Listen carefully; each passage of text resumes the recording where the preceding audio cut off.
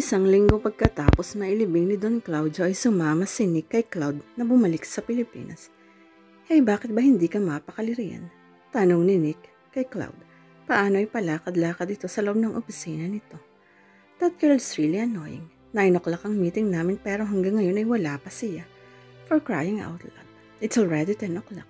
She's an hour late. Masyado naman siyang paimportante. Biglang bumukas ang pinto at pumasok doon ang isang magandang babae na naka-office attire. Marahil ay ito na si Celine.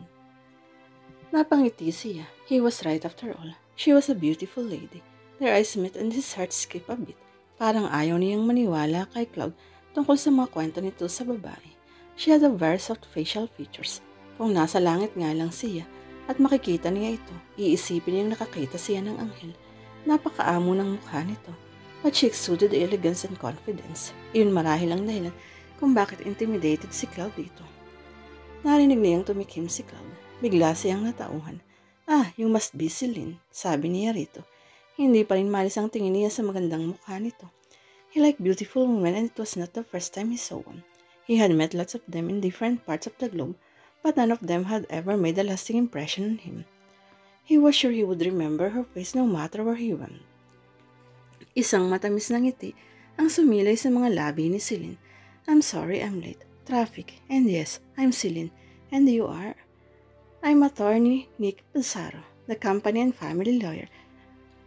Nakipagkamay ito sa kanya. Napakalambot ng kamay nito. Kung pwede lang ay huwag na niyang bitiwan iyon. Okay, let's proceed. Narinig niyang sabi ni Cloud. Isang oras lang ang nasayang sa paghihintay. Bumaling ito kay Celine. I've already arranged a DNA test for you today. Ni hindi man lang inalok ni Cloud na umupo si Celine. Nagsalubong ang mga kilay ni Celine. You don't believe me? O dahil hindi mo lang matanggap na may ibang kapatid ka pala sa ama. Kung talagang kapatid kita, wala kang dapat alalahanin. Unless niloloko mo lang kami. You know that through the test ay lalabas ang totoo.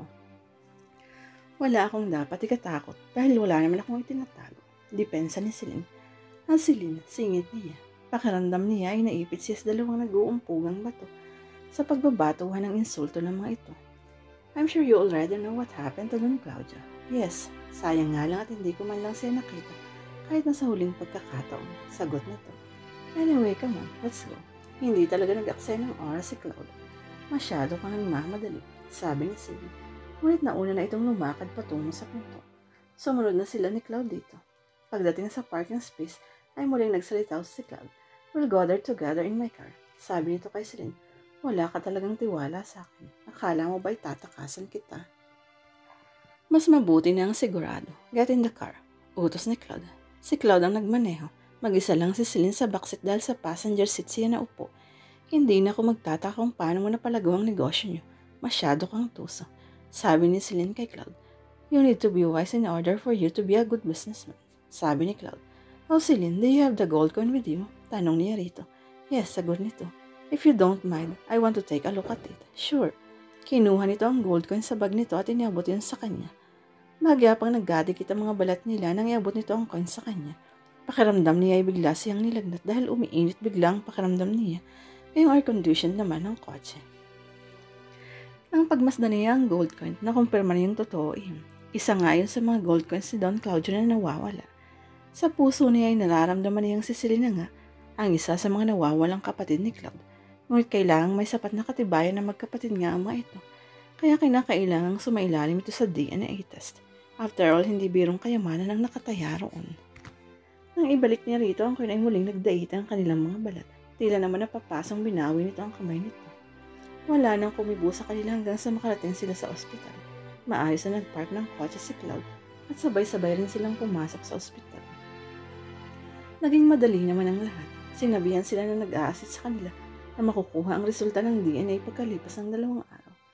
Dahil oras na rin naman ng pagkain ay niyaya niya sa Celine na sumabay na sa kanila ni Cloud na mag-lunch. Tumanggi ito, may trabaho pa raw ito. Nag-offer na lang si Rito na ihatid niya ito pabalik sa opisina dahil nandun ang kotse nito. Ngunit sinabi nitong huwag na silang mag-apala pa. Magsasaksi na lang daw ito. Hindi na sila nakapag-argumento pa. Silang dalawa na lang ni Cloud ang nag-lunch. Kapansin-pansin ang pananahimik nito. 2 days from now, lalabas ang resulta ng DNA test. Paano kapag napatunayan na kapatid mo nga siya? Tanong niya rito. I can't accept her as my sister. Don't be selfish, Claude. Just accept the truth as it is. Yeah, wala na akong magagawa pa ron. But I really don't like that Celine. Because you see her as a rival. Why don't you look at her as your sister? Makahulugang tumingin ito sa kanya. Why? Did I say something wrong? Ano, sabi nito. Sa tingin ko rin malaki ang may tutulong niya sa isa pamamalakad ng business. Kahit hindi ko pa siya kilala, I can sense she's good. How could you say so? Nararamdaman ko lang. Ni minsan na hindi pa ako nagkamali ng assessment sa isang tao. Bahala ka, pero ngayon pa lang isisiguruhin ko nang mahihirapan siya. Hindi pa siya nagkomento. Alam niyang magtatalo lang sila kapag ipinagtanggol pa niya si Celine.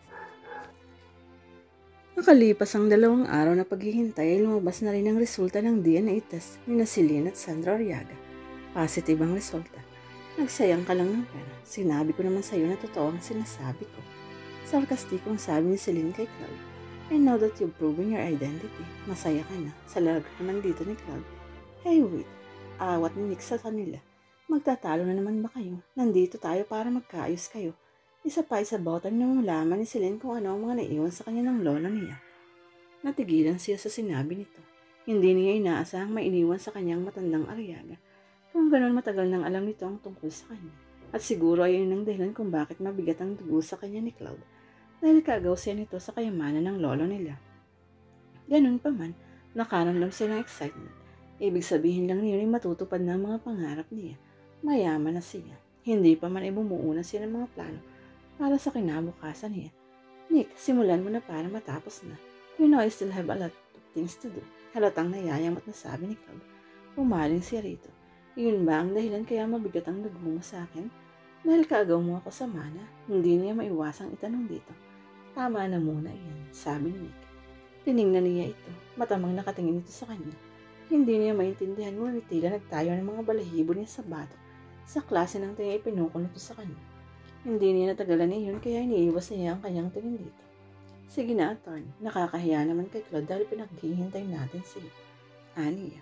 Okay, inilabas ni Nick ang mga dokumento mula sa attache case nito at inabot sa kanya ang kopya niya. Isa-isang ipinaliwanag ni Nick sa kanya ang lahat. Nang nakasulat noon, nagulat siya sa kanyang natuklasan. Napakalaking halaga ng kayamanang iniwan sa kanya ng lolo niya. Bukod pa raw natuklasan na yung bukod sa kanila ni Claude, ay may 2 pa silang nawawalang kapatid. Hindi rin malikot sa babayang kanyang ama. Naisip niya. Nang matapos ipaliwanag ni Nick ang lahat ay tumingin siya kay Claude. Baka sa mukha nito ang pagkadisgusto sa nilalaman ng testamento ngunit wala naman itong magawa. Lihim na nakaramdam siya ng kasiyahan. Gustong-gusto niyang nakikitang naiinis si Claude. Sa parang iyon ay nakakaganti siya sa mga taong nagdulot sa kanya ng sakit ng damdamin sa loob ng mahabang panahon. At nagsisimula pa lang siya. Marami pa siyang gagawin. Binalingan niya si Nick. Huling-huli niyang nakatingin ito sa kanya at hindi basta tingin lang.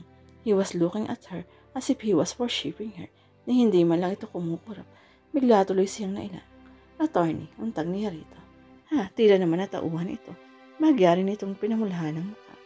My golly, the man obviously had a crush on her. Ngunit tinignan niya si Claude at nakatingin na ito sa kanya. Magyaring nakakunot ang noon ito. Do you have any questions? Tanong ni Nick. About these documents, none so far, but I want to talk to Claude in private. Taklo niya. At ano naman ang gusto mong pag-usapan natin in private? Tanong ni Claude. I'll go ahead, Claude. Paalam nito ni Nick. Pagkatapos ay tumingin sa kanya, Celine, tumango siya. Kulang pa ba ang iniwan sa iyo ni Grandpa? Tanong ni Claude sa kanya nang sila na lamang ang nasa opisina nito.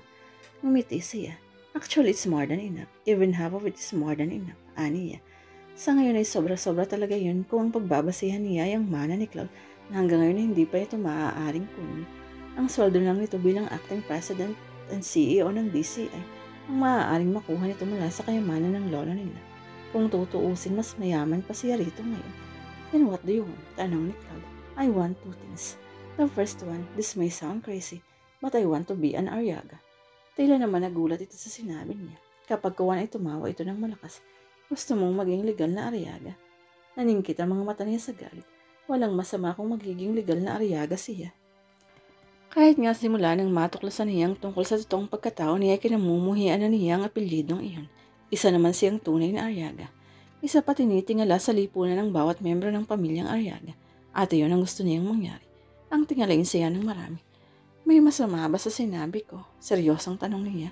Wala naman. Nangingiti pa rin sabi nito. Bahala ka kung anong gusto mong gawin. So what's the other one? I want a position in this company. Taas na ang panag niya. What? Are you serious? What do you think? Bilang isang Ariaga, may karapatan ako sa manegosyo ng pamilya. Hindi basta-basta ang sinasabi mo. We still have to consider a lot of things. I have good credentials. I graduated with honors from a reputable university in the country. I have a master's degree in business admin. And I have a satisfactory record in my previous jobs. I'm dedicated and... Napatigil siya sa pagsasalita nang mapansin niyang parang pinipigilan naman itong tumawa. May nakakatawa ba sa sinasabi ko? Para kang nag-a-apply ng trabaho sa ginagawa mo iyan. But you got a point there. As an Ariaga, may karapatan ka sa mga negosyo ng pamilya. Kaya dapat din napaghirapan mo ang bawat sentimo ng kayamanang tinatamasa mo ngayon. A few days from now, I'll be the president CEO of this company. And I have the authority kung anong klaseng trabaho ang i-assign ko sa mga subordinates ko. So you need to prove your worth in this company. Natigilan siya sa sinabi nito. Ngayon pa lang ay natitiyak na yung may naghihintay ng posisyon sa kanya sa kumpanya. Ngunit maliwanag din sa mga salita nito na pahihirapan siya nito. Well, magkakasubukan sila.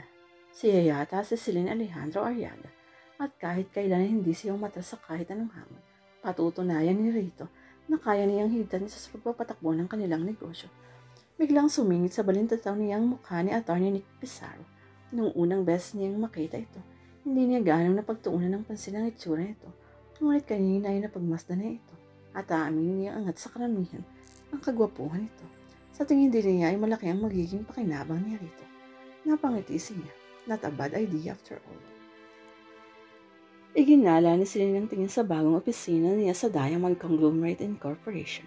Habang nakaupo sa swivel chair niya, iyon ang unang araw niya sa trabaho.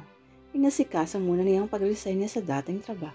Nang tanungin silang boss niya kung bakit siya magre-resign, ay taas nang sumagot siya na magtatrabaho na siya sa kumpanyang kanyang lolo na si Don Claudio Ariaga. Gulat na gulat ito sa sinabi niya. Tila hindi ito naniniwala sa kanya. Ngunit wala na siyang pakialam doon. Sisiguruhin niyang isa sa mga araw na iyon ay malalaman din ito ang totoo. Gusto niyang ipamukha rito na hindi niya kailangan ng promosyon sa pipitsuging kumpanya nito dahil isa na siya sa nagmamayari ng isa sa pinakasikat na kumpanya sa buong mundo. Sa tingin din niya ay kayang-kaya niyang trabahong ibigay sa kanya ni Claude sa kumpanya bilang head ng Advertising and Promotions Department ng DCI.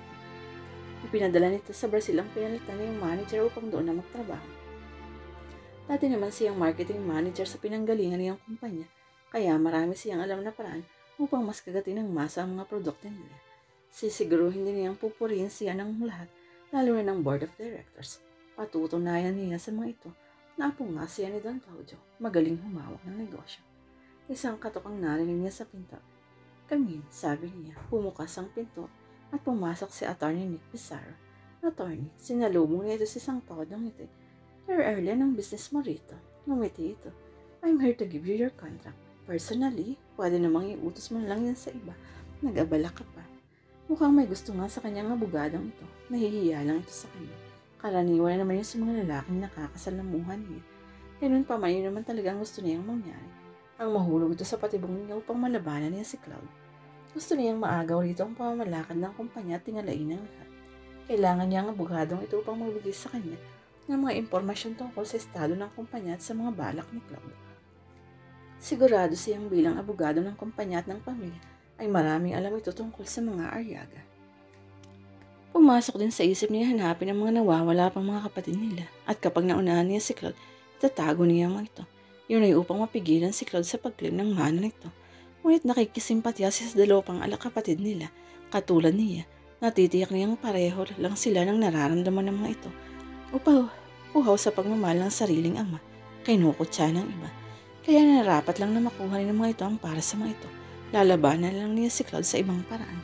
Actually, yes, but I want to do it personally. Sagot nito. May I know why? Nakangiting tanong niya. Mabuti na rin yung nandito ako just in case na may question ka tungkol sa contract ay masasagot ko. Nakangiting sagot nito. Bakit nasan si Claude? After Don Claudio's death, mas lumaki ang responsibilidad niya sa kumpanya. He's in the US. Nasa Martinez Cove siya ngayon. Ipinatawag siya ng mama niya.